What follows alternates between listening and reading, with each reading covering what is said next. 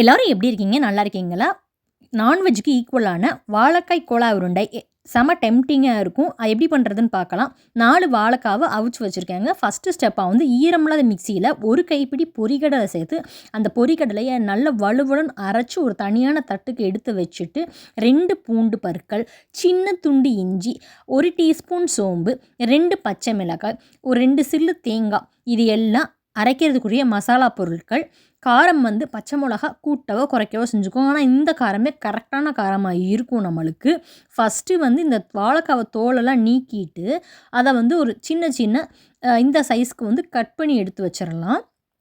Cut பண்ணி இதை ஒரு தட்டுக்கு எடுத்து வச்சுட்டு, நம்ம எடுத்து வச்சுருந்த அந்த பொரிகடலையை வந்து நல்லா இந்த மாதிரி நல்லா பவுடர் பண்ணி இன்னொரு தட்டுக்கு வச்சாச்சு. நம்ம தேங்காய் சில்லு, பச்சை மிளகா அது எல்லாத்தையும் அரைச்சி ரெடியாக இருக்குது. இப்போ வந்து பெரிய மிக்ஸி ஜாரில் அரைச்ச அந்த பொருட்கள் எல்லாத்தையும் ஒன்றா சேர்க்கப்போகிறோம். ஃபஸ்ட்டு வந்து வாழைக்காவை சேர்த்துட்டு அரைச்சி வச்சுருக்க அந்த பச்சை மிளகா, தேங்காய்ச்சி இது எல்லாத்தையும் கொடுத்து ஒரே ஒரு கிரிப் கொடுக்கணும். மொத்தமாக வந்து அரைக்கலாம். ஆனால் அப்படி அரைக்கும்போது வாழைக்காய் வந்து ரொம்ப மைய அரைப்பட்டுரும். அதனால தான் இந்த மாதிரி தனித்தனியாக அரைச்சிட்டு லாஸ்ட்டில் ஒரே ஒரு கிரிப் கொடுக்கும்போது நம்மளுக்கு கரெக்டான அந்த இதுக்கு பதத்துக்கு இருக்கும்.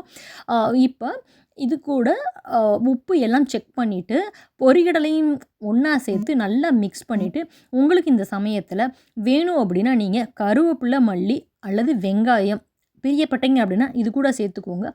கடலெண்ணெயை வடச்சட்டியில் சேர்த்து நல்லா கடலெண்ணெய் காஞ்சதும் சின்ன சின்ன உருண்டையாக உருட்டி அடுப்பை வந்து மிதமான தீயில வச்சு 2 பக்கமும் திருப்பி விட்டு சுட்டெடுத்தால் ரொம்ப சுவையான டெம்ப்டிங்கான நல்ல நான்வெஜ்க்கு ஈக்குவலான வாழைக்காய் கோலா உருண்டை தயாருங்க. இது நல்லா சாம்பார் சாதத்து கூட, ரசம் சாதத்துக்கு கூட, அதே போல் லெமன் சாதத்துக்கு சைட் டிஷ்ஷாக சாப்பிட்றதுக்கும் அவ்வளோ சூப்பராக இருக்கும்.